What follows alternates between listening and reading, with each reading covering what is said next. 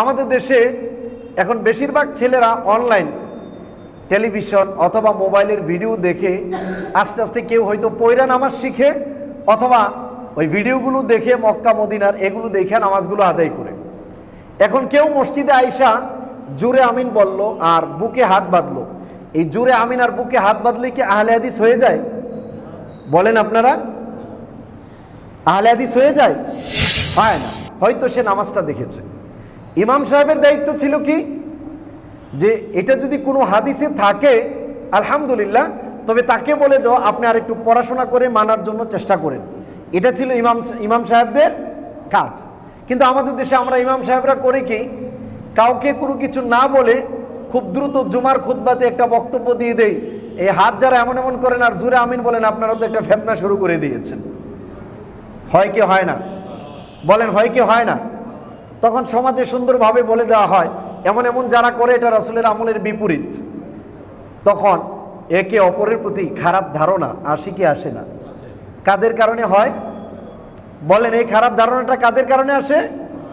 আমাদের কারণে। আম্মা বা'দু ফাআউযু বিল্লাহি মিনাশ শাইতানির রাজীম। বিসমিল্লাহির রাহমানির রাহিম। قل يا أهل الكتاب هل تنقمون منا إلا أن آمنا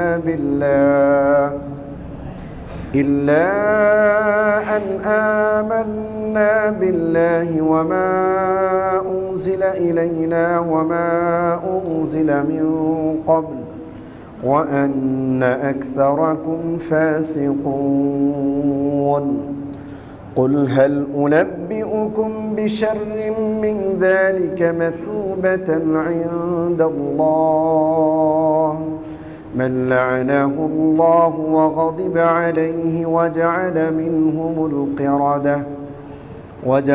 منهم القردة والخنازير وعبد الطاغوت أولئك شر مكانا وأضل عن سواء السبيل وإذا جاءوكم قالوا آمنا وقد دخلوا بالكفر وهم قد خرجوا به والله أعلم بما كانوا يكتمون وترى كثيرا منهم يسارعون في الإثم والعدوان وأكلهم السحت لبئس ما كانوا يعملون اللهم صل على محمد وعلى آل محمد كما صليت على إبراهيم وعلى آل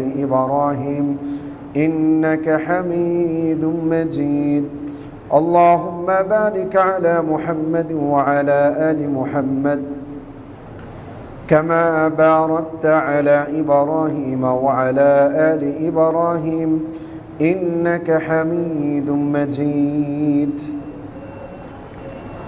উপস্থিত সম্মানিত ও শ্রদ্ধেয় মুসলিম কিরাম, মহান আল্লাহ রাব্বুল আলামিনের দরবারে লাখ কোটি শুকরিয়া যে রব্বে কারিমের দয়ায় আমরা প্রতি বৃহস্পতিবারে নেই আজকেও কোরআনুল কারীমের তাফসীর শ্রবণের জন্য বসতে পেরেছি। সেই জন্য আমরা সকলেই শুকরিয়া আদায় করি, বলি আলহামদুলিল্লাহ।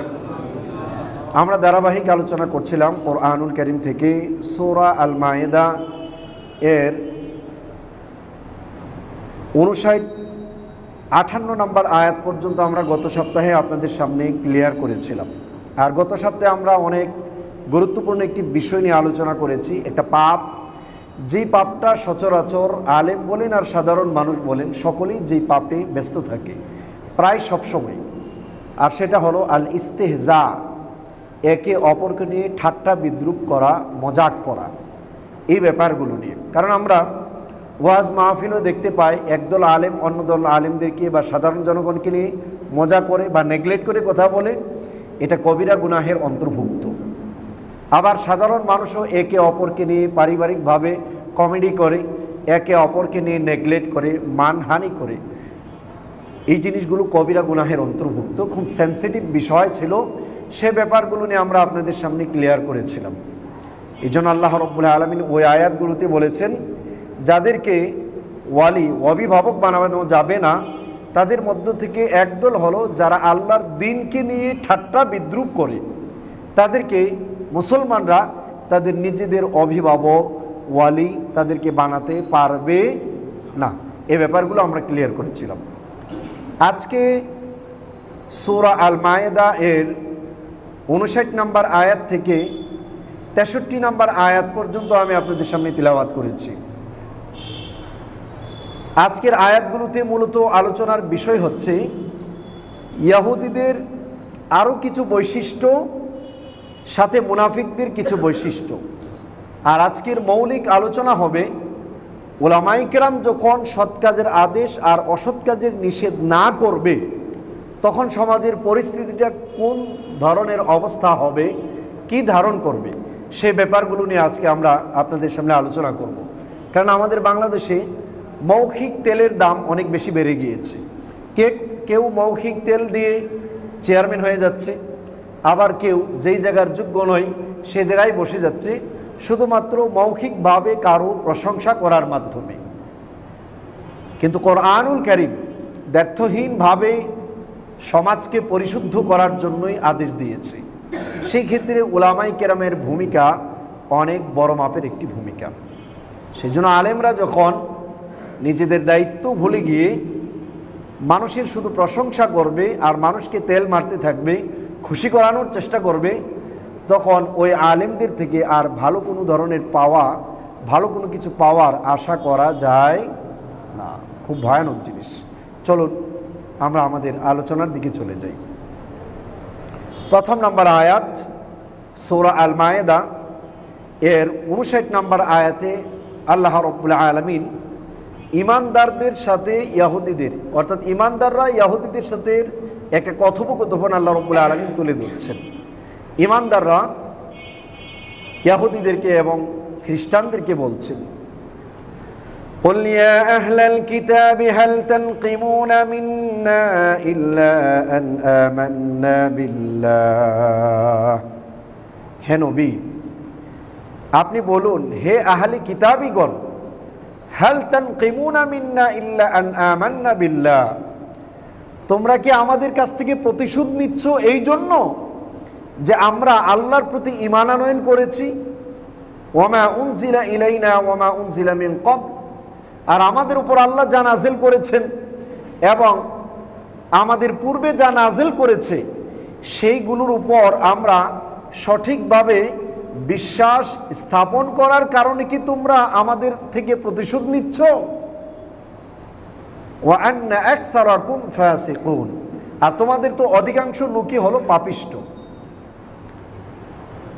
এরপর আল্লাহ রাব্বুল আলামিন বলছেন, قل هل أنبئكم بشر من ذلك مثوبة عند الله। নবী, আপনি তাদেরকে বলে দিন, আমি কি তোমাদেরকে এমন সংবাদ দেব না যে আখিরাতে ঠিকানার দিক দিয়ে, থাকার জায়গার দিক দিয়ে সবচাইতে নিকৃষ্ট হবে, সবচাইতে নিকৃষ্ট জায়গা পাবে, এমন লোকদের ব্যাপারে কি আমি তোমাদেরকে সংবাদ দেব না, যাদের অবস্থানটা কিয়ামতের মাঠে আল্লাহ রাব্বুল আলামিনের কাছে একেবারে জাহান্নামের গহ্বরে থাকবে?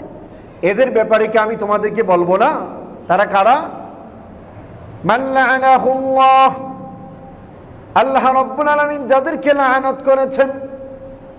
আল্লাহ রাব্বুল আলামিন ইহুদিদের উপর লাআনত করেছেন, যারা কিতাবকে পরিবর্তন করে, কিতাব গোপন করে, তাদের উপর আল্লাহ রাব্বুল আলামিন লাআনত করেছেন। কিতাব গোপন করা, যে আল্লাহ যা নাযিল করেছেন তা সঠিকভাবে মানুষের কাছে প্রচার না করা, এটা ছিল ইহুদিদের একটি গুণগত বৈশিষ্ট্য, তাদের একটা গুণ ছিল সামাজিকভাবে। এই জন্য আল্লাহ রাব্বুল আলামিন বলছেন তাদের অবস্থানটা কি, একদম নিম্ন স্তরে থাকবে। তাদের পরিচয় দিচ্ছে মান লাআনাহুল্লাহ, এক নাম্বার আল্লাহ যাদেরকে অভিশাপ দিয়েছেন। এই জন্য আমরা আপনাদের সামনে ওই আলোচনার ভিতর আলোচনা করেছিলাম আল্লাহ কাদের উপর অভিশাপ দেন, সেই আয়াতগুলো আর হাদিসগুলো আমরা আপনাদের সামনে রেখেছিলাম। এরপর আল্লাহ রাব্বুল আলামিন আরও বলছেন, ওয়া গাদিবা আলাইহি, আল্লাহ রাব্বুল আলামিন তাদের উপর গজব দিয়েছেন, রাগ করেছেন। ওয়া জাআলা মিনহুমুল কিরাদাতা ওয়াল খানাজির, আর তাদের কাউকে আল্লাহ রাব্বুল আলামিন বানরের আকৃতি দান করেছেন, ওয়াল খানাজির, আর তাদেরকে আল্লাহ রাব্বুল আলামিন একেবারে খিনজির শূকরের আকৃতি বানিয়ে দিয়েছেন। আল্লাহ তাদের উপর এতই রাগ করেছেন যে দুনিয়াতে থাকা অবস্থায় আল্লাহ রাব্বুল আলামিন তাদেরকে শাস্তি দিয়েছেন কি, তাদের কাউকে বানর বানিয়েছেন আর তাদের কাউকে শূকরে রূপান্তরিত করেছেন। ওয়া আবাদাত তাগুত, আর তাদের কাউকে তিনি বানিয়েছেন মূর্তি পূজারী, অর্থাৎ তাগুতের খাদেম বানিয়েছেন। উলাইকা শাররুম মাকানা ওয়া আদাল্লু আন সাওয়াইস সাবিল, এরাই হলো একমাত্র সে সকল লোক যারা নিকৃষ্ট স্থানে অবস্থান করবে এবং সঠিক পথ থেকে পদচ্যুত হয়েছে। এরা হলো তারা যাদেরকে আল্লাহ রাব্বুল আলামিন লানত দিয়েছেন, আল্লাহ গজব দিয়েছেন, তাদেরকে আল্লাহ রাব্বুল আলামিন বানরের আকৃতি দান করেছেন, শূকর বানিয়েছেন, আর তাগুতের পাঁচাটা গোলাম বানিয়েছেন, খাদেম বানিয়েছেন। এরপর এরা যখন আবার চক্রান্ত করতে চায় তখন তাদের অবস্থা কি হয় আল্লাহ রাব্বুল আলামিন এর পরে আয়াতে বলছেন, ওয়া ইযা জাউকুম ক্বালু আমান্না ওয়া ক্বাদ দাখালু বিল কুফরি ওয়া হুম ক্বাদ খারাজু বিহি, এরা যখন আপনার কাছে আসে, তোমাদের কাছে আসে, এসে বলে আমান্না, আরে কোনো ভয় নেই, আমি তো তোমাদের মুসলিম ভাই, আমরা তো ঈমান আনয়ন করেছি। ওয়া ক্বাদ দাখালু বিল কুফর, তাদের অন্তরে কুফরি গোপন করে তোমাদের মাঝে প্রবেশ করে, ওয়া হুম খারাজু বিহি, তারা আবার সেই কুফরি নিয়েই ওই মাজলিস থেকে বের হয়ে পড়ে। আল্লাহু আ'লামু বিমা কানু ইয়াকতুমুন, আর তারা তাদের অন্তরে যা গোপন করেছে সেটা আল্লাহ রাব্বুল আলামিনই ভালো জানেন। এরপর আল্লাহ রাব্বুল আলামিন এই লোকগুলোর চিনার সেরা বৈশিষ্ট্যগুলো বলছেন। আল্লাহ দেখেন আমাদের সমাজের সাথে মিলে যাবে, এই আয়াতগুলো আমাদের বারবার পড়া উচিত, আমাদের আলেমদের বারবার আমাদের সমাজকে সতর্ক করা উচিত। দেখেন সামনে আল্লাহ রাব্বুল আলামিন বলছেন এদের বৈশিষ্ট্যগুলো কি, ওয়াতারা কাসীরাম মিনহুম ইউসারিউনা ফিল ইসমি ওয়াল উদওয়ান ওয়া আকলিহিমুস সুহত লাবিসা মা কানু ইয়ামালুন। ওয়াতারা কাসীরাম মিনহুম, আর আপনি তাদের অধিকাংশ লোকদেরকে দেখতে পাবেন, ইউসারিউনা ফিল ইসমি ওয়াল উদওয়ান, এরা খুব দ্রুত বেগে, খুব দ্রুতভাবে পাপাচারের দিকে অগ্রগামী হচ্ছে, ওয়াল উদওয়ান, আর পরস্পরের বিদ্বেষ আর দুশ্মনের দিকে তারা সামনের দিকে বাড়ছে, ওয়া আকলিহিমুস সুহত, সুদ হারাম ইনকাম খাওয়ার ক্ষেত্রে এবং ঘুষ খাওয়ার ক্ষেত্রে তারা খুব অগ্রগামী, লাবিসা মা কানু ইয়ামালুন, কতই না মন্দ তারা যেই সকল কাজগুলো সম্পাদন করছে।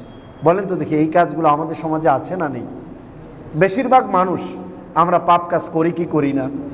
বেশিরভাগ মানুষ সুদের সাথে জড়িত আছি না নাই? তারপর বেশিরভাগ মুসলমানের সম্পর্ক ভালো না খারাপ? ভালো না খারাপ? সাধারণত বাহিরে তো খারাপ, মসজিদেও এখন খারাপ, কয় এটা আহলে হাদিস, এইটা হানাফি, এটা হাম্বলি, এইভাবে করে একদল আরেক দলকে কিভাবে তাড়াবে এই ব্যবস্থা হচ্ছে। আল্লাহ আমাদেরকে হেফাজত করুন। দেখেন ইহুদিদের বৈশিষ্ট্যগুলো, উদওয়ান, একে অপরের প্রতি বিদ্বেষ রাখা, খুব ভয়ানক আকার। এরপর আল্লাহ রাব্বুল আলামিন তাদের আলেমদের অবস্থা কি ছিল আর আমাদের আলেমদের অবস্থা কি দেখবেন, একদম মিয়া মিয়া, আরবিতে বলে না কথাবার্তা কিছু হলেই মিয়া মিয়া, মানে 100 একদম 100-র চাইতেও বেশি মিলে যাবে। এরপর আল্লাহ রাব্বুল আলামিন বলছেন, লাউলা ইয়ানহাহুমুর রাব্বানিয়ুনা ওয়াল আহবারু আন কাওলিহিমুল ইসমা ওয়া আকলিহিমুস সুহত লাবিসা মা কানু ইয়াসনাউন। লাউলা ইয়ানহাহুমুর রাব্বানিয়ুন, আহারে তাদের সমাজের আবেদরা, নেতৃবৃন্দরা যদি তাদেরকে নিষেধ করত, ওয়াল আহবার, এবং তাদের সমাজের আলেমরা যদি তাদেরকে এই পাপ কাজ থেকে নিষেধ করত, আন কাউলিহিমুল ইসম, অন্যায়মূলক কথাবার্তা এবং সুদ খাওয়া, এগুলো থেকে যদি তারা তাদের সমাজটাকে নিষেধ করত, লাবিসা মা কানু ইয়াসনাউন, এরা নিষেধ না করে যেই কাজটা করেছে এদের আলেমরা, এটা মারাত্মক ধরনের একটি অন্যায় কাজ করেছে। এটা হলো ইহুদি আলেম আর নেতৃবৃন্দদের ব্যাপারে বলা হচ্ছে। দেখেন আজকে আমাদের সমাজে আমরা আলেম হওয়ার পরেও অনেক সময় দেখা যায় 1000 টাকার লোভে, 2000 টাকার লোভে, 5000 টাকার লোভে, 20,000 টাকার চাকরির লোভে, 50,000 টাকার বক্তব্যের লোভে আমরা অনেক সময় সত্য কথা বলা ছেড়ে দিই। আছে না নেই? বলেন আছে না নেই? আছে। এই জন্য সামনে হাদিসগুলো আপনাদের সামনে ক্লিয়ার করছি, একদম পাই টু পাই ক্লিয়ার হবেন আল্লাহ নবীর ভবিষ্যৎবাণীগুলো। এই জন্য আমাদের আলেমদের খুব বেশি করে এই আয়াত আর এই তাফসিরগুলো খুব বেশি করে পড়া উচিত, এবং আমাদের সমাজের লোকদেরও এই তাফসিরগুলো একটু বেশি করে পড়া উচিত। এই ছিল আয়াতের সরল তর্জমা। দেখেন প্রথম নাম্বার, আল্লাহ রাব্বুল আলামিন তার রাসূলকে বলছে ইহুদিদের সাথে কথা বলতে। ইহুদিরা আল্লাহর নবী যখন মদিনায় গেলেন, সবচেয়ে বেশি দুশ্মনী যারা করেছে সেরা হলো মদিনার ইহুদিরা। কয়েকবার আল্লাহ নবীকে হত্যা করার চেষ্টাও করেছে ইহুদিরা। এই জন্য ইহুদিদেরকে আল্লাহর পক্ষ থেকে জানানো হলো যে তোমরা কি ইমানদারদের কাছ থেকে প্রতিশোধ এই জন্য নিচ্ছ যে তারা আল্লাহর উপর ঈমান আনয়ন করছে সেই জন্য? আর বাস্তবতাও তাই, যে তারা ঈমান আনয়ন করেছে সেই জন্যই তারা মূলত আল্লাহর নবী এবং সাহাবে কেরামের বিরুদ্ধাচরণ করেছিল। এক্সাম্পল, আমাদের সমাজে বেশিরভাগ লোক খারাপ। এখন আমাদের একজন যদি ভালো হয়, তাহলে ওই একজন ভালো মানুষের বিরুদ্ধে ওই খারাপ মানুষগুলো দাঁড়ায় কি দাঁড়ায় না? সোজা কথা বলেন, দাঁড়ায় কি দাঁড়ায় না? দাঁড়ায়। কেন দাঁড়ায়? যে এই লোকটার ভালোটা যদি প্রচার হয়, তাহলে তো আমরা যারা নষ্ট আছি আমাদের ভাত শেষ। ঠিক না বে ঠিক? আমাদের ভাত শেষ। তো সেই জন্য তখন ওই খারাপ মানুষগুলো ওই ভালো মানুষটার বিরুদ্ধাচরণ করতে থাকে। ঠিক এই আয়াতে এই জিনিসটাকেই বোঝানো হয়েছে যে আল্লাহ রাসূল সাল্লাল্লাহু আলাইহি সাল্লাম যখন তাদেরকে ডাকলেন ঈমানের দিকে, সাহাবায়ে কেরামও যখন ঈমান আনয়ন করলেন, তখন ইহুদিরা ছিল শিক্ষিত জাতি। তারা বুঝতো যে এটা সত্য, তবে সত্যকে সত্য বলে স্বীকার করলে তাদের নেতৃত্ব, তাদের পাণ্ডিত্য থাকবে না, বাস খালাস। সেই জন্য তখন তারা তার বিরুদ্ধে অবস্থান নিয়ে নিল। ঠিক আমাদের দেশে কিছু আলেম ভালো কথা বললে এর বিপরীত জনগণ আগে যায় না, এর বিপরীত যায় আগে কতগুলো উলামায়ে কেরাম। ঠিক না বেঠিক? কি বললাম? ভুল বলেছি? কোরআনের সাথে মিলালে আপনি বাস্তবতাটাকে পেয়ে যাবেন, কারণ কোরআনুল কারীম হলো সবচেয়ে আপডেট। এই জন্য আল্লাহ রাব্বুল আলামিন বলছেন যে তোমরা কি আমাদের থেকে প্রতিশোধ এই জন্য নিচ্ছ যে আমরা ঈমান আনয়ন করেছি আল্লাহর উপর, আমাদের আগে এবং আমাদের উপর যে কিতাব নাজিল করেছে তার উপর। ওয়া আন্না আকসারাকুম ফাসিকুন, তোমাদের অধিকাংশই তো আসলে পাপিষ্ঠ। কোনো লোক যে পাপাচার এটা তাকে কেউ বলতে হবে না, সে নিজেই বুঝে যে আমি অন্যায় করছি। ঠিক না বে ঠিক? বুঝে না মানুষগুলো? আমরা যখন অন্যায় করি অন্তরে এটা আসে না যে এটা খারাপ কাজ?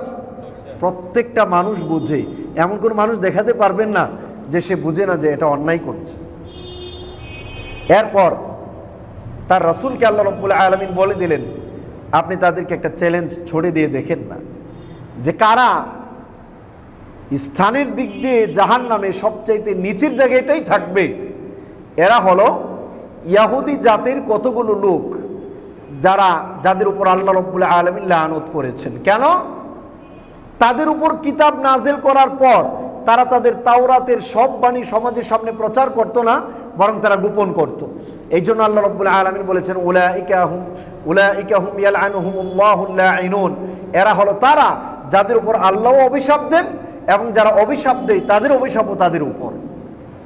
এরপর আল্লাহ রাব্বুল আলামিন তাদের উপর গজব দিয়েছেন, তারা আল্লাহর কিতাবকে গোপন করেছিল। শুধু তাই নয়, সূরা বাকারার 60 নম্বর আয়াতের তাফসীর আমরা আলোচনা করেছিলাম যে বানি ইসরাইলদেরকে আল্লাহ রাব্বুল আলামিন দাউদ আলাইহিস সালাতু ওয়াস সালামের সময় তাদের ইবাদত করা হতো রবিবারে। তাদেরকে বলা হতো রবিবারে কোনো ধরনের, শনিবারে কোনো ধরনের মাছ ধরা যাবে, ওই দিনটা ইবাদতের জন্য নির্ধারিত, ওই দিন কোনো ধরনের মাছ ধরাধরি চলবে। এরা সবাই সাগর পাড়ের মানুষ ছিল। আল্লাহ রাব্বুল আলামিন যে জায়গায় যে মানুষকে দিয়েছেন সে জায়গায় তাদের সেই ইনকামের ব্যবস্থা করে দিয়েছেন। মনপুরায় যান, আমরা যখন এই গত তারিখে মনপুরায় গেলাম, মনপুরার প্রত্যেকটা মানুষের ইনকাম হলো ইলিশ মাছ ধরে, অনেক টাকা ইনকাম করে মাশাআল্লাহ। তো তারাও ঠিক সেম ওই সাগরের পাড়ে ছিল। শনিবার হলে আল্লাহ তো পরীক্ষা নেবেন, এটাই স্বাভাবিক। ওই সাগরের কিনারাতে প্রচুর পরিমাণ মাছ জাম লেগে যেত। তারা চিন্তা করতো এতদিন মাছ আসে না, আর আজকে এত মাছ আসে, এটা কীভাবে কি করা যায়। তখন তারা হিলা করলো, বলল যে আজকে আমরা মাছ ধরবো না। তো ওই সাগরের পাড়ের পাশে একটা গর্ত খুঁড়ে দিত। গর্ত খুঁড়লে ওই পানিটার সাথে মাছগুলো ওই গর্ততে এসে পড়ে যেত। তখন তারা ওই গর্তটাকে বান দিয়ে ইবাদত করতে চলে যেত। পরের দিন এসে তারা ওই মাছগুলো ধরত। কিন্তু এই কাজটা নিষেধ করেছেন কে? বলেন, কে নিষেধ করেছেন? আল্লাহ রাব্বুল আলামিন তাদেরকে নিষেধ করলেন শনিবারে মাছ ধরা। কিন্তু তারা সেখানে কৌশল আটলো। কৌশল আটার পর একদল লোক তাদেরকে বলল মাছ ধরবে না। তিনটা শ্রেণী হলো। একদল লোক নিষেধ করলো, আরেক দল লোক চুপ হয়ে বসে থাকলো, আরেক দল লোক অন্যায় কাজে ব্যস্ত হলো। কয় দল হলো? তিন দল। চুপ থাকে যারা, এরা সুবিধাবাদীদের অন্তর্ভুক্ত, যে সুবিধা যেদিকে যাবে আমরা এটাই করব, ঠিক না ভাই? ঠিক। আরেক দল নিষেধ করলো ডাইরেক্ট, এটা আল্লাহ নিষেধ করেছেন, তোমরা কেন করবে? এদের সাথে সম্পর্ক ছিন্ন করে দেয়াল দিয়ে দিল। সকালবেলা উঠে দেখে দেয়ালের ভেতর থেকে আর কোনো আওয়াজ আসে না। অন্যান্য দিনের মতো কোনো ধরনের মানুষের কোনো আওয়াজ পাওয়া যায় না। সবাই ভেতরে গেল, কি ব্যাপার? গিয়ে দেখে সবগুলো বানরের আকৃতি ধারণ করে বসে আছে। এটা আল্লাহর আযাব দুনিয়াব্যাপী।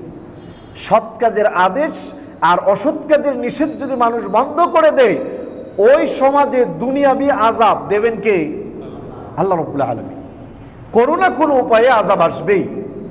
এই জন্য আল্লাহ রাব্বুল আলামিন ওই লোকগুলোকে বানর বানিয়ে দিলেন। আল্লাহ বলছেন ওয়াজআলা মিনহুমুল কিরাদাতা ওয়াল খানাজির, তাদের কাউকে আমি আল্লাহ রাব্বুল আলামিন বানর বানিয়েছি, আর তাদের কাউকে আমি আল্লাহ রাব্বুল আলামিন শুকরে রূপান্তরিত করেছি। সাহাবায়ে কেরাম আল্লাহ রাসূলকে জিজ্ঞেস করলেন, ইয়া রাসূলুল্লাহ, তাহলে আমাদের দেশে যে বানর আমরা দেখি, এগুলো কি ওই বনি ইসরাইলের বানর নাকি? রাসূল সাল্লাল্লাহু আলাইহি সাল্লাম তখন বললেন যে না, যেই জাতিকে আল্লাহ রাব্বুল আলামিন আযাব হিসাবে এমন জিনিস দেন, তাদেরকে পরে আল্লাহ আর বাঁচিয়ে রাখেন না। এর মানে এই বানর আলাদা গোষ্ঠী, কিন্তু তাদেরকে আল্লাহ বানরের আকৃতি দান করে পরবর্তীতে একেবারে মেরে ফেলেছিলেন, শেষ করে দিয়েছিলেন। তাদেরকেও আজ এখনো আর নেই, এটা তাদেরকে বলা হলো। এবং তারা ওয়াবাদাত তাগুত, তাগুতের সবচাইতে বড় খাদেম ছিল, চাটুকার ছিল। যত অন্যায় কাজ হতো তাদের সমাজের আলেমরা তার পক্ষে সাফাই গাইত।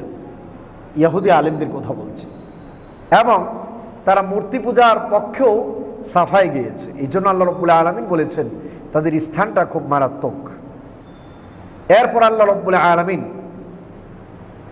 ৬২ নম্বর আর ৬৩ নম্বর আয়াতে আলোচনা করেছেন, যেটা আমাদের সমাজের চিত্রের সাথে প্রায় 100 ওয়াতারা কাসীরাম মিনহুম ইউসারিউনা ফিল ইসম, তাদের অধিকাংশদেরকেই দেখবে তারা পাপাচারের দিকে খুব দ্রুত বেগে এগিয়ে যাচ্ছে। ওয়াল উদওয়ান, আর পরস্পরের দুশ্মনির দিকে খুব বেশি এগিয়ে যাচ্ছে।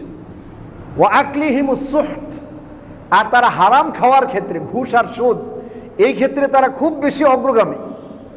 তাহলে পাপের কথা উল্লেখ করা হলো, একটা হলো ব্যাপক পাপ, এর মধ্যে বিশেষভাবে উল্লেখ করা হলো আল উদওয়ান, দুশ্মনী, পরস্পরের প্রতি বিদ্বেষ।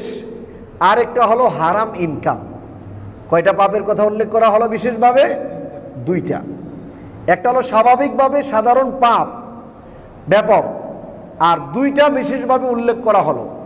একটা হলো উদওয়ান, একে অপরের প্রতি বিদ্বেষ রাখা, দুশ্মনী রাখা, আর একটা হলো আসুহত, হারাম ইনকাম করা। কয়টা? দুইটা। কেন? কোন সমাজ ধ্বংস হওয়ার জন্য এই দুইটা জিনিস যথেষ্ট। কোন সমাজ ধ্বংস হওয়ার জন্য এই দুইটা জিনিস যথেষ্ট। হারাম ইনকাম করলে ওই লোকের যত দোয়া হবে সেটা আল্লাহ রাব্বুল আলামিন কি করবেন না? কবুল করবেন না। আর মানুষের ভিতর যখন হারাম ইনকামের লোভ ঢুকবে, ওই মানুষের দ্বারা আর ভালো কোনো কিছুর আশা করা, সে তার খারাপটাকেই ভালোতে রূপান্তরিত করার চেষ্টা করবে, মানে ভালো বইলা প্রমাণ করার চেষ্টা করবে। আর উদওয়ান, দুশ্মনী, একে অপরের প্রতি যখন বিদ্বেষ ঢুকে যাবে তখন একজন আরেকজনের প্রতি কোনো ধরনের বিশ্বাস রাখবে না। যখন বিশ্বাস ধ্বংস হয়ে যাবে তখন একে অপরকে আর কোনোদিন সহযোগিতা করবে না। তখন পেছনে সবসময় চিন্তা করবে, চাল আটবে কিভাবে তাকে 12টা বাজানো যায়। আছে না নাই? বলেন তো দেখি, আছে না নাই? আমাদের দেশে ধর্মীয় সেক্টর আর রাজনৈতিক সেক্টর, এই দুইটা জিনিস নিয়ে আমরা বেশি কথা বলি, কারণ আমরা ধর্মীয় সেক্টরে কাজ করি আর রাজনৈতিক সেক্টরের লোকদের সাথে উঠা বসা করি। এই জন্য এই দুইটা সেক্টর নিয়ে আপনাদের সামনে বারবারই কথা বলি। কেন? রাজনৈতিক সেক্টর, গণতন্ত্রের পদ্ধতিটাই হলো হিংসা আর বিদ্বেষের মূল বস্তু। আওয়ামী লীগ, বিএনপি, জামাত, ইসলামী আন্দোলন, এইভাবে একদল আরেক দলের প্রতি ভালো ধারণা না খারাপ ধারণা? ইসলামী দল করুক আর অন ইসলামিক দল করুক, একদল আরেক দলের প্রতি খারাপ ধারণা না ভালো ধারণা? কি ধারণা বলেন? খারাপ ধারণা, ঠিক না ঠিক? 2 নাম্বার, রাজনৈতিক নেতৃবৃন্দ একদল আরেক দলের পক্ষে কথা বলে না বিপক্ষে কথা বলে? বলেন, পক্ষে কথা বলে না বিপক্ষে কথা বলে? বিপক্ষে কথা বলে। কথাগুলো কি সাধারণ জনগণ বলে না নেতৃবৃন্দ বলে? নেতৃবৃন্দ বলে। আর নেতৃবৃন্দের কথায় সাধারণ জনগণ মারামারি কাটাকাটি করে কি করে না? বলেন, করে কি করে না? করে। এই হলো উদওয়ান, দুশ্মনী। এটা বাস্তবায়ন করছে আমরা আমাদের নেতৃবৃন্দের নির্দেশের মাধ্যমে। এই হলো রাজনৈতিক সেক্টর। 2 নাম্বার হলো ধর্মীয় সেক্টর। ধর্মীয় সেক্টরের ক্ষেত্রে আলেম উলামাদের কথা মানুষ শুনে কি শুনে না? বলেন, শুনে কি শুনে না? শুনে। তবে আমাদের দেশে আমরা জনগণ অনেক ক্ষেত্রে অনেক অন্ধ হয়ে যায় আলেম উলামাদের, যে উনি যা বলে তাই আমরা সঠিক মনে করি। উনি সরাসরি কোরআনুল কারীম থেকে যা বলবে সেটা আমাদের সঠিক মনে করতে কোনো বাধা নেই, কিন্তু ঘুরিয়ে পেঁচিয়ে যখন কোনো জিনিস দিবে সেই জিনিস মানার আগে আমাদের আগে যাচাই বাছাই করে নেওয়া উচিত কি উচিত না? বলেন সবাই, উচিত কি উচিত না? উচিত। এই জন্য ধর্মীয় সেক্টরে আলেম উলামারা যখন ইসলামের ফান্ডামেন্টাল নিয়ে কথা না বলে নর্মাল জিনিস নিয়ে কথা বলে তখন মতভেদ বাড়বে না কমবে? বাড়বে।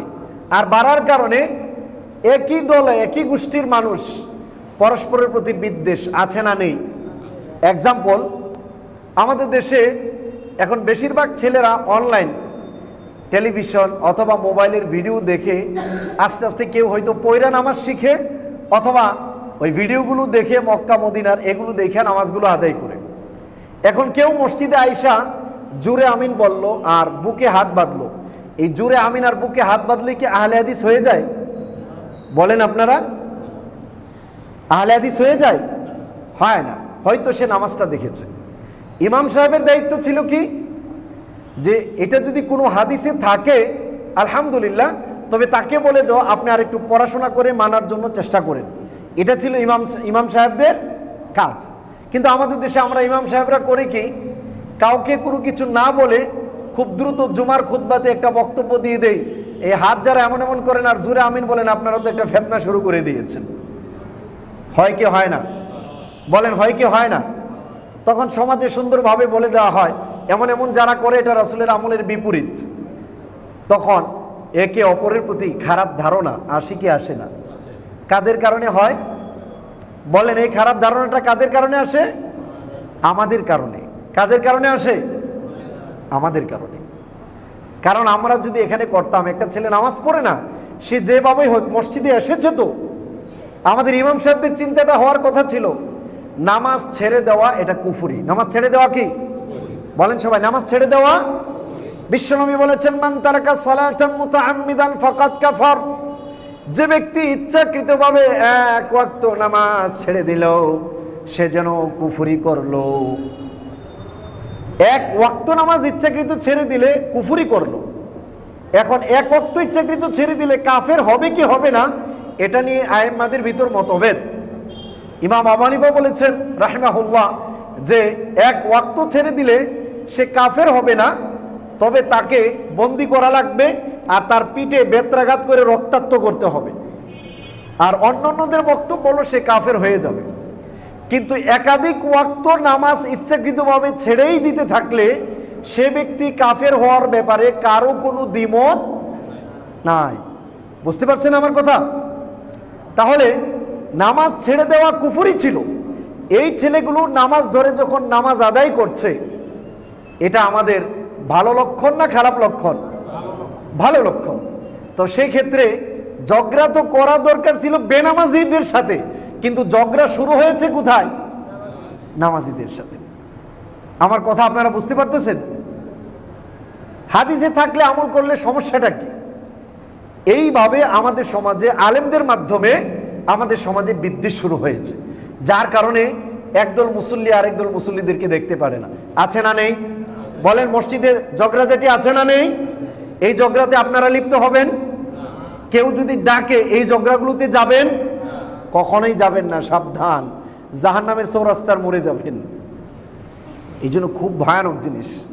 একটা হাদিস আপনাদেরকে শুনিয়েছিলাম, বুখারী শরীফের 3606 নম্বর হাদিস। আল্লাহর নবী বলেছেন যে এমন একটা যুগ আসবে, দুআতুন ইলা আবওয়াবি জাহান্নাম, ম্যান টু ম্যান, একজন মানুষ আরেকজন মানুষকে জাহান্নামের দরজার দিকে ডাকবে। ফামান আজাবুহু কাযাফুহু ফিহা, যারা তাদের ডাকে সাড়া দেবে তারাই জাহান্নামে যাবে। সাহাবায়ে কেরাম জিজ্ঞেস করলেন, সিফহুম লানা ইয়া রাসূলুল্লাহ, এরা কারা মানুষদেরকে যারা জাহান্নামের দিকে ডাকবে? আপনি কি আমাদেরকে তাদের বৈশিষ্ট্যগুলো বলবেন? আল্লাহর নবী বললেন, হুম মিন জিলদাতিনা ওয়া ইউহাদ্দিসু বিআলসিনাতিনা, তারা আমার চামড়ার হবে, আমার জবান দ্বারা কথা বলবে, বোঝা যায় ধর্মের কথা বলবে, আলিম শ্রেণীর হবে। আমি যেন ওই কাতারে পড়ে না যাই, এই চিন্তা আমাদের থাকা দরকার আছে না নেই? বলেন, দরকার আছে না নেই? আচ্ছা, আমাদের চিন্তা হবে জাহান্নাম থেকে নিজে বাঁচবো, অন্যকে বাঁচাবো। এই যে ইহুদিদের ভিতর যেমন অদওয়ান ছিল, একদল আরেক দলের প্রতি বিদ্বেষ ছিল, আমাদের সমাজে এই বিদ্বেষ আছে না নেই? বুঝতে পেরেছেন কি ভয়ানক জিনিস?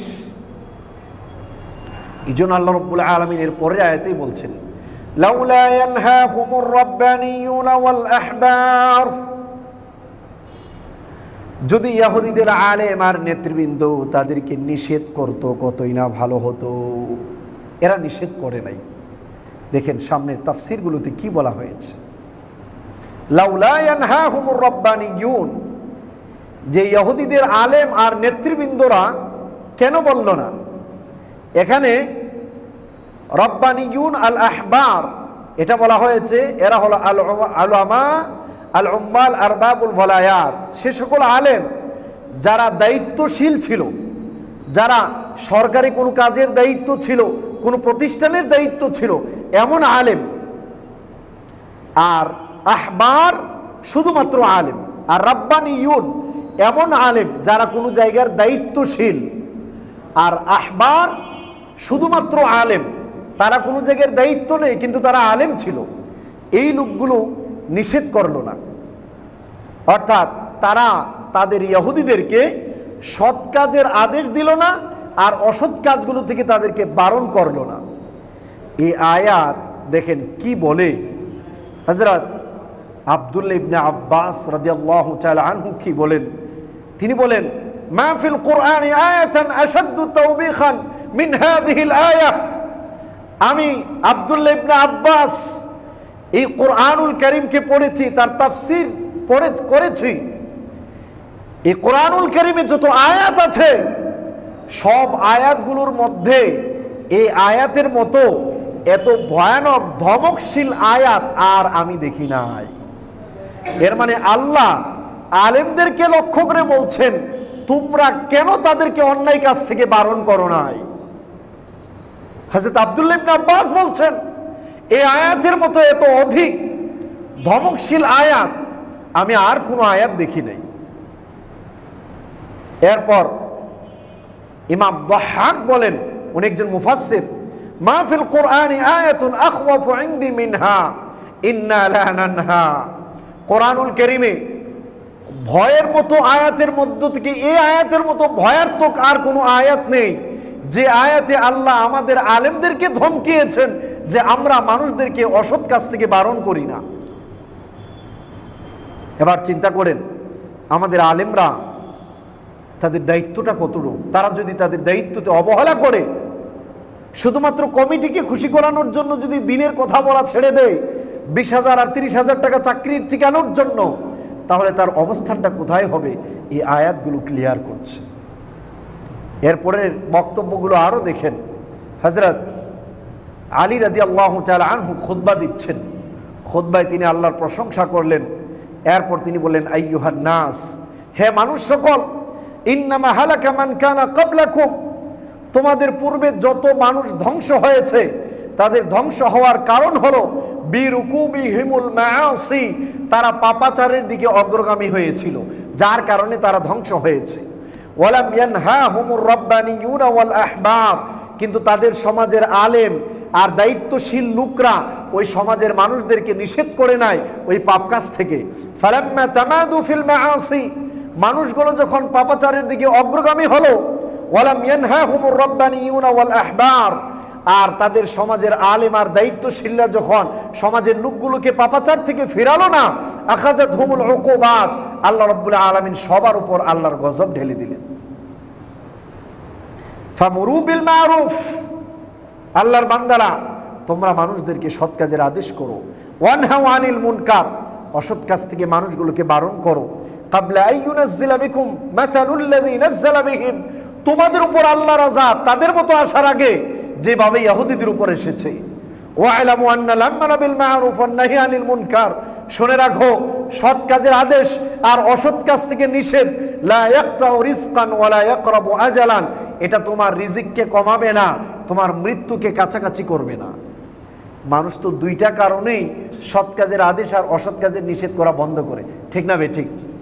যে চিন্তা করে চাকরি চলে যাবে, রিজিক পাবো না, এই জন্য সৎ কাজের কথা, সৎ কথা বলতে চায় না, অন্যায় কাজ থেকে বারণ করতে চায় না। এই জন্য আলেম উলামারা যখন কোনো দলে ঢুকবে ওই দলের প্রশংসা করবে আর নেতৃবৃন্দর প্রশংসা করতে থাকবে তাদের ভুলগুলো না ধরিয়ে, তখন সেটা হবে ওই সমাজের ধ্বংসের অন্যতম বড় মাপের কারণ। ওই সমাজের উপর ডাইরেক্ট আল্লাহর পক্ষ থেকে আযাব কখন আসবে কিভাবে বুঝবেন? এইগুলো হলো তার আলামত। সমাজের লোকরা পাপাচারে ব্যস্ত হবে, রাজনৈতিক নেতৃবৃন্দ পাপ করবে, আর আলেম উলামারা সাধারণ কিছু জিনিস পাওয়ার জন্য ওই রাজনৈতিক নেতৃবৃন্দের প্রশংসায় পঞ্চমুখ থাকবে। বুঝতে পেরেছেন? আমাদের সমাজে এটা বেশি না কম? বলেন তো দেখি, বেশি না কম?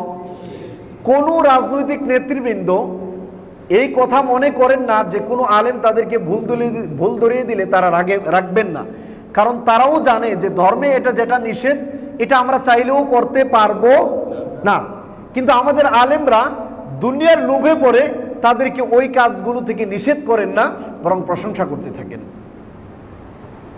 এই জন্য আমাদের সমাজের আলেমদের সম্মান আগের তুলনায় এখন বেশি না কম?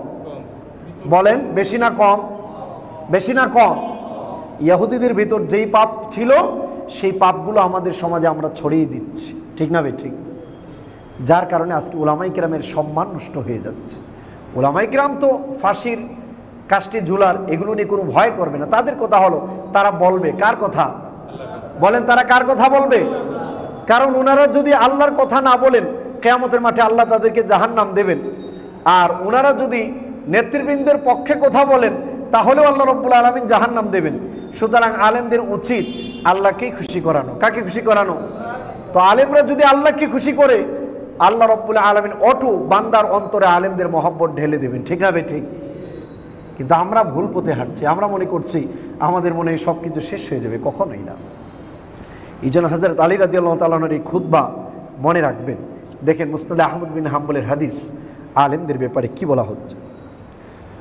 হযরত মুনজির ইবনে জারির রাদিয়াল্লাহু তাআলা আনহু থেকে বর্ণিত, তিনি বলেন বিশ্বনবী মুহাম্মদুর রাসূলুল্লাহ সাল্লাল্লাহু আলাইহি ওয়াসাল্লাম বলেছেন, মা মিন কওমিন ইয়াকুনু বাইনা আযহুরিহিম মান ইয়ামালু বিল মাআসি হুম আ'আজ্জু মিনহু ওয়া আমনা লাম ইউগাইয়িরু ইল্লা আসাবাহুমুল্লাহু মিনহু বিআযাব। যেই সম্প্রদায়ের ভেতর পাপাচার হবে আর ওই পাপিষ্ট লোকদেরকে যদি সাধারণ লোক সবাই এমন সম্মান দিতে থাকে যে তারাই হলো সমাজের সম্মানিত লোক, লাম ইউগাইয়িরু, তাদেরকে কেউ ধরে পরিবর্তন করলো না যে তোমরা যে কাজ করছো এটা তো অসম্মানের কাজ, তোমরা যা করছো সেটা পাপের কাজ, আল্লাহ বিদ্রোহী কাজ, এটা করলে দুনিয়াতেও সম্মান হারাবে, আখিরাতেও সম্মান হারাবে। এটা কেউ ধরে পরিবর্তন করলো না, বলল না। এমন যদি হয়ে যায়, ইল্লা আসাবাহুমুল্লাহু মিনহু বিআযাব, আল্লাহ রাব্বুল আলামিন ওই সমাজের প্রত্যেকটা মানুষের উপর আল্লাহর পক্ষ থেকে আযাব পাঠাবেন। বলেন তো দেখি, আমাদের সমাজে আযাব আল্লাহর আছে না নেই? ঘরে ঘরে শান্তি আছে? অসুস্থতা বাড়তি না কমতি? বলেন, বাড়তি না কমতি? অনেক বাড়তি। শুধু তাই নয়, আরো হাদিস দেখেন, সুনান আবি দাউদের হাদিস। রাসূল সাল্লাল্লাহু আলাইহি সাল্লাম বলেন, মা মিন রাজুলিন ইয়াকুনু ফি কওমিন ইয়ামালু ফীহিম বিল মাআসি, যেই সম্প্রদায়ে কোনো পাপ কাজ হচ্ছে আর এই লোকটা এতটুকু শক্তিশালী যে চাইলে এই পাপ কাজটাকে কি করতে পারে? পরিবর্তন করতে পারে, বাধা দিতে পারে। ইয়াকদিরুনা আন ইউগাইয়িরু আলাইহি, সে শক্তি রাখে তা পরিবর্তন করা। ফালা ইউগাইয়িরুনা, তবে তারা পরিবর্তন করলো না। ইল্লা আসাবাহুমুল্লাহু বিইকাবিন ক্বাবলা আন ইয়ামুতু, তাদের মৃত্যু আসার আগে আল্লাহ তাদেরকে আযাব দান করবেন। তাহলে আজকে যদি আমাদের সমাজের আলেমরা রাজনৈতিক নেতৃবৃন্দকে বলতো যে বেপরদা ভাবে আপনারা যে কাজগুলো করছেন, গান বাদ্য যেগুলো করছেন, এগুলোর ব্যাপারে আল্লাহর নবী এই নিষেধাজ্ঞা দিয়েছেন, এটা আমাদের কোনো কথা নয়, আমাদের সবার উপর আযাব আসবে, তখন সাধারণ রাজনৈতিক নেতৃবৃন্দ পরিবর্তন হয়তো কি হয়তো না? বলেন, হয়তো কি হয়তো না? হতো। কিন্তু আমাদের বেশিরভাগ আলেমরা কি এই কথাগুলো বলে? 500 টাকা হাদিয়া পাইলে যে সুন্দর প্রশংসা শুরু হয়, আল্লাহু আকবার, মনে হয় যে দোয়া কইরা ওই নেতা সাহেবকে জান্নাতের চৌরাস্তার মুড়ি দিয়ে দিয়েছে। উচিত ছিল ওনার সাথে কথা বলবে যে আপনি যে দায়িত্ব আছেন এটা একটা সম্মানের দায়িত্ব, এই দায়িত্ব যদি ঠিকভাবে আদায় না করেন, আল্লাহ রাব্বুল আলামিন এই কথা বলেছেন, রাসূল সাল্লাল্লাহু আলাইহি সাল্লাম এই কথা বলেছেন। এই কথাগুলো বললে কি আমাদের নেতৃবৃন্দ কেউ কি আলেমদেরকে কাটতো? বলেন, কাটতো? কখনোই না। আমি নিজে তো বসি, অনেক সময় ভয় লাগে না আমার, আলহামদুলিল্লাহ, যথাসাধ্য সামনে বসলে সরাসরি বলার চেষ্টা করি ভাই হিসেবে। সেজন্য এটা আমাদেরকে বলতেই হবে। আমাদের বেশিরভাগ ইমাম সাহেবরা আমরা চাটুকার হয়ে গিয়েছি। মসজিদগুলোকে বানিয়েছে দল কেন্দ্রিক মসজিদ, ঠিক না ভাই? ঠিক। মসজিদ হবে মুসলিম কেন্দ্রিক মসজিদ, ইসলাম কেন্দ্রিক মসজিদ। এখন মসজিদ হয়েছে দল কেন্দ্রিক মসজিদ।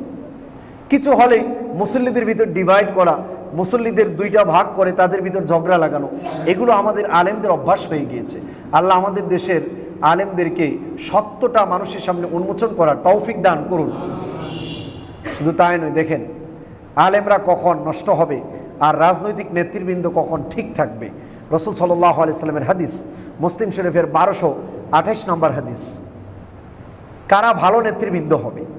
বিশ্বনবী বলেন, খিয়ারু আইম্মাতিকুম আল্লাযীনা তুহিব্বুনাহুম ওয়া ইউহিব্বুনাকুম, তোমাদের ভালো নেতা হলো তারা যাদেরকে তোমরাও ভালোবাসো, তারাও তোমাদেরকে ভালোবাসে। ওয়া ইউসাল্লুনা আলাইকুম ওয়া তুসাল্লুনা আলাইহিম, তারাও তোমাদের জন্য আল্লাহর কাছে দোয়া করে আর তোমরাও আল্লাহর কাছে তাদের জন্য দোয়া করো। আমাদের সমাজে নেতারা জনগণের জন্য দোয়া করে? বলেন, করে?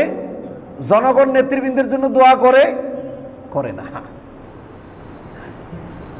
এই হাদিসই ক্লিয়ার করবে কে ভালো নেতা আর কে খারাপ নেতা।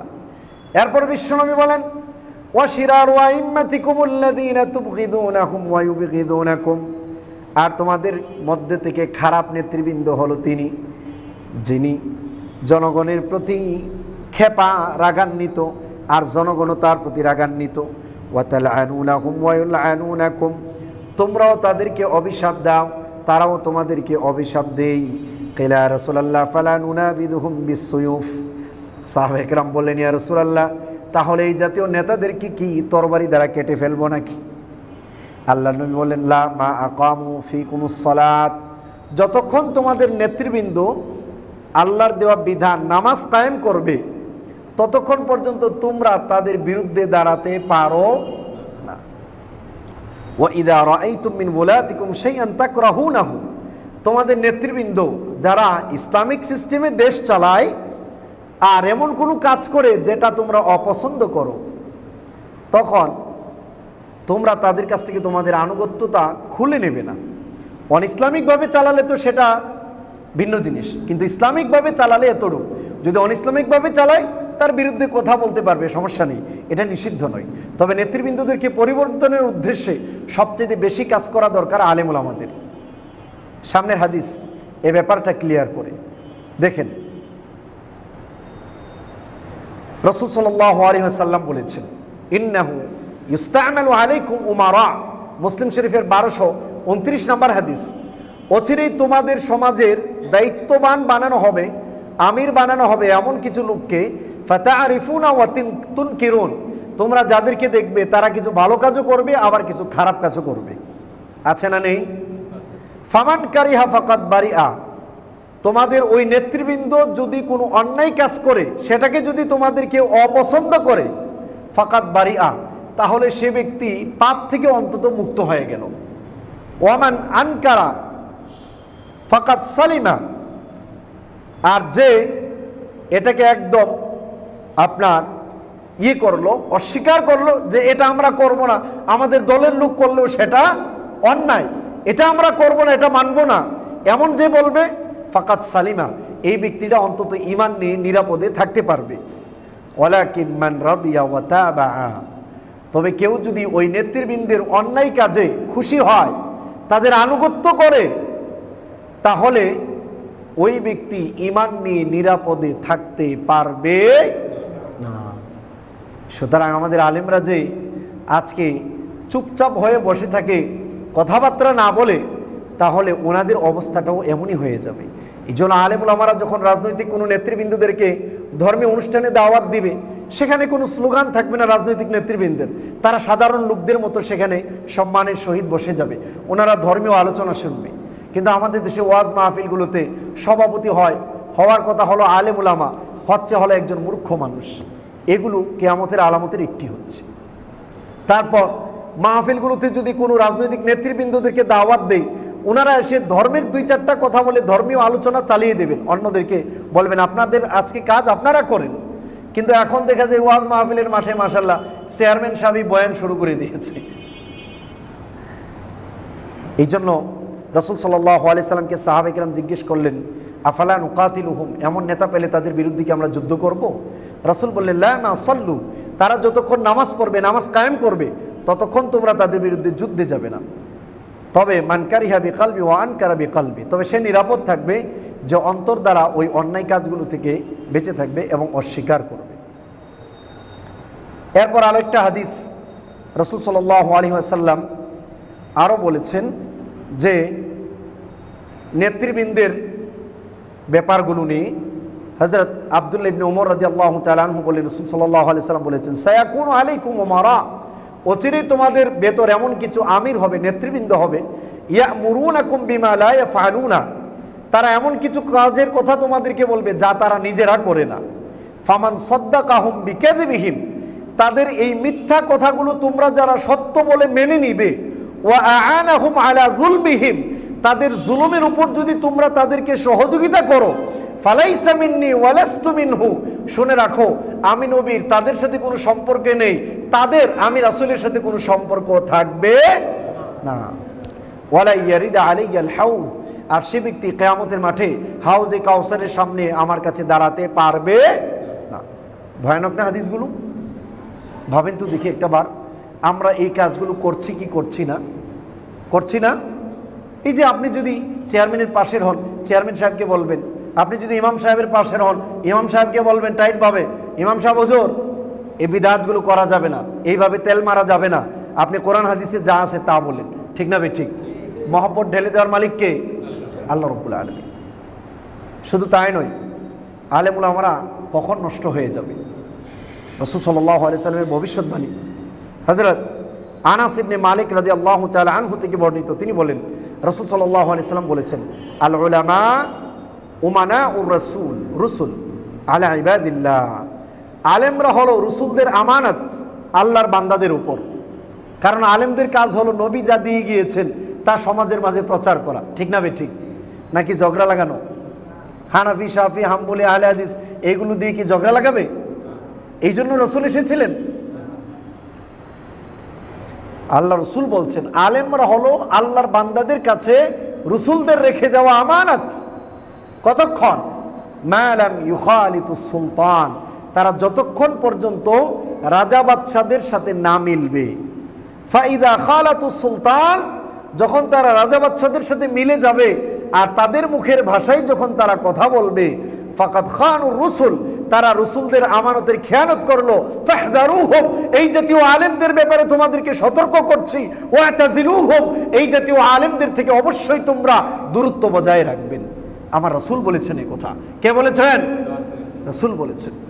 এই জন্য যে আলেমকে দেখবেন সরকারের খুব বেশি প্রশংসা করে, সরকারের ভুলগুলো ধরে না, শুধুমাত্র তার প্রশংসাই করে, ওই আলেমের বক্তব্য নেওয়া যাবে। তার থেকে সম্পর্ক ছিন্ন করার জন্য আল্লাহর নবীর আদেশ দিয়েছেন। বুঝতে পেরেছেন বিষয়গুলো? এই জন্য আমরা রাজনৈতিক বা অন্যান্য জায়গায় গেলে বলি যে আপনি আপনারটা করেন, এটা আপনার ব্যক্তিগত ব্যাপার। তবে আমরা যখন কোনো জিনিস দেখি আমরা সেটাকে ধর্মীয় ইসলামিক রুলস অনুপাতে দেখি। আমাদের চোখে চশমা লাগিয়েছি ইসলামের চশমা, যেটা ইসলামে হারাম সেটা হারাম, এটা আপনাকে আমরা করতে নিষেধ করছি। কেন? ইসলাম এটা নিষেধ করেছে। আর যেটা করার জন্য বৈধতা আছে সেটা করেন, সেটা আমরা আপনাকে নিষেধ করছি না, সেটা করেন। এই জন্য আলেমরা যখনই রাজা বাদশাদের প্রশংসায় পঞ্চমুখ হবে, তাদের ভুলগুলো ধরবে না, তখন ওই আলেমদের থেকে আর ইলিম নেওয়া যাবে নিষেধ। এই জন্য কোরআনুল আর রাসূল সাল্লাল্লাহু আলাইহি সাল্লামের আরও একটা হাদিস হযরত উমর ইবনুল খাত্তাব রাদিয়াল্লাহু তাআলা আনহু থেকে বর্ণিত। তিনি বলেন, ইন্নাল্লাহা ইউহিব্বুল উমারা, আল্লাহ রাব্বুল আলামিন ওই সকল নেতাদেরকে ভালোবাসেন, ইদা খালাতুল উলামা, যখন ওই নেতৃবৃন্দরা আলেমদের কাছে জিয়ারা করবে, তাদের কাছ থেকে শিখবে। ওয়ায়ুনকিতুল উলামা, আল্লাহ রাব্বুল আলামিন ওই সকল আলেমদের উপর রাগান্বিত, ইদা খালাতুল উমারা, যখন ওই আলেমরা রাজদরবারে গিয়ে রাজাদের সাথে তাদের সাথে মিশে যায়, তাদের প্রশংসায় পঞ্চমুখ। কারণ কি? লিআন্নাল উলামা ইদা খালাতুল উমারা রাগাবু ফিদ দুনিয়া, আলেমরা যখন আমির নেতৃবৃন্দদের কাছে যাবে, বেশি বেশি নেতৃবৃন্দদের কাছে আসা যাওয়া করবে, তখন তারা দুনিয়ার প্রতি লুভায়িত হয়ে যাবে। ওয়া আল উমারা ইদা খালাতুল উলামা রাগাবু ফিল আখিরা, আর নেতৃবৃন্দরা যখন আলেমদের সাথে সম্পর্ক ভালো করবে, তাদের কাছে আসবে, তখন তারা ওই নেতৃবৃন্দদের অন্তর আখিরাতের দিকে বেশি ধাবিত হবে। সুবহানাল্লাহ। বুঝতে পারছেন? এই জন্য এই বিষয়গুলো রাসূল সাল্লাল্লাহু আলাইহি সাল্লাম এভাবেই ক্লিয়ার করে দিয়েছেন। এই জন্য আজকে আমাদের আলেম ওলামাদের চিন্তা করা উচিত, এই যে পাপাচারগুলো বিশেষভাবে আজকে উল্লেখ করলাম, ইহুদিদের বৈশিষ্ট্যগুলোর মধ্যে তাদের উল্লেখ করা হলো 1 নাম্বার, তারা পাপাচারের দিকে খুব দ্রুত বেগে এগিয়ে যাচ্ছে, অর্থাৎ তাদের বেশিরভাগ লোক পাপে ব্যস্ত। আমাদের সমাজে বেশিরভাগ লোক পাপে ব্যস্ত না বেশিরভাগ লোক সবে ব্যস্ত? পাপে ব্যস্ত। মিল আছে না নেই? বলেন আছে না নেই? 2 নাম্বার, তাদের পাপ 2টা বিশেষভাবে উল্লেখ করা হয়েছে। কয়টা? জোরে বলেন কয়টা? 2টা। 1 নাম্বার হলো আল উদওয়ান, পরস্পরের প্রতি দুশ্মনী, নিজেদের প্রতি দুশ্মনী। আমাদের সমাজে আছে না নেই? 2টা সেক্টরের উদাহরণ দিয়েছি, একটা হলো রাজনৈতিক সেক্টর আর একটা হলো ধর্মীয় সেক্টর। আছে না নেই? জোরে বলেন আছে না নেই? আছে। এইগুলো কবিরা গুনাহের অন্তর্ভুক্ত। এই জিনিসগুলো যে কবিরা গুনাহের অন্তর্ভুক্ত, আমাদের দেশের যে সকল আলেমরা কবিরা গুনাহ নিয়ে আলোচনা করে, ওনারাও জানেন না যে এগুলো যে কবিরা গুনাহের অন্তর্ভুক্ত। বুঝতে পারতেছেন? এরপর 2 নাম্বার পাপের কথা উল্লেখ করা হয়েছে, হারাম ইনকাম। কি ইনকাম? জোরে বলেন কি ইনকাম? হারাম ইনকাম। আমাদের সমাজে হারাম ইনকাম বেশি না কম? অনেক বেশি। আল্লাহ রাব্বুল আলামিন আমাদের গোটা সমাজটাকে, এই ইহুদিদের যে বৈশিষ্ট্যগুলো আমাদের সমাজে চলে এসেছে, আল্লাহ আমাদের সকলকেই এই ইহুদিদের বৈশিষ্ট্যগুলোকে বর্জন করার তৌফিক দান করুন। আমাদের দেশের প্রত্যেকটা নেতৃবৃন্দ, প্রত্যেকটা আলেমকে সত্যের দিকে নিজেরা চলার আর জনগণকে চালানোর তৌফিক দান করুন, এবং আমাদের সমাজের প্রত্যেকটা মানুষকে ভ্রাতৃত্বতা বোধ নিয়ে এই দুনিয়াতে বসবাস করার তৌফিক দান করুন। আল্লাহ রাব্বুল আলামিন আমাদের সকলকেই সকল ধরনের হারাম ইনকাম থেকে বেঁচে থাকার তৌফিক দান করুন। সুবহানাকাল্লাহুম্মা ওয়া বিহামদিকা আশহাদু আল্লা ইলাহা ইল্লা আনতা আস্তাগফিরুকা ওয়া আতুবু ইলাইক।